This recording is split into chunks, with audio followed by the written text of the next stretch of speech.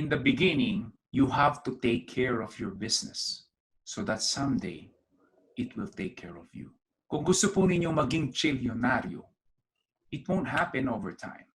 But if you take care of your business, someday you can have this kind of lifestyle where you have more time, where you have more money, where you can do what you love, that you don't have to choose which is which. Like one of my students is just so happy with their business because number one, they can help a lot of people. Sila na ngayon ang leading provider, I would say, ng source ng mga gustong magpakasal, yung mga gusto magpakasal dyan. Sila na ngayon, yung mag-asawa, si Jeffrey, because they're helping a lot of people, but at the same time, they're making good money. So, ganun po kasi ang mangyayari sa inyo guys. Remember, our business, here, we are in a business of solving problem.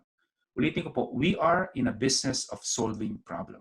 And if you can help people solve their problem, whether hindi kinakailangan bumili agad sila sa'yo, it could be on just your marketing. People are gonna come to you, they're gonna thank you. It's like, oh my God, thank you so much. You have no idea. When I was in Christian market, ang alam niyo naman ang Christian market, it's a faith, eh. You know, religion and all, right? Mas ano siya, mas intimate. So, talagang mga kinukwento sa akin, minsan kikilabutan ka sa email lang. And they don't know me, pero the way they respond as if like we're best friends. People gonna tell me all the miracles that had happened. There are people gonna tell me, you know, Don kasi yung pen name ko. Sabi niya, you know what, Don, you have no idea. I'm about to commit a suicide. Magpapakamatay na siya. And then he opened my email, which is faith building. And then boom, I'm gonna tell you, Don, you have no idea how much your email. This kind of stuff you're gonna receive.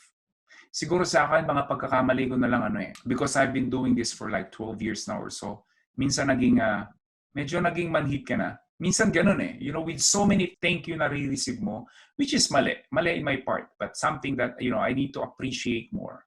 And kaya it's fun. This kind of business is so fun. Like, you're helping a lot of people, but at the same time, you're making money. Because normally, pagka sinabing helping people, non-profit organization, kung gusto mo talagang tumulong, dapat hindi ka kumikita ng pera. Well, poverty mentality yun.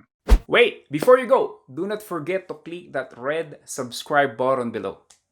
Appreciate it. Thank you for watching.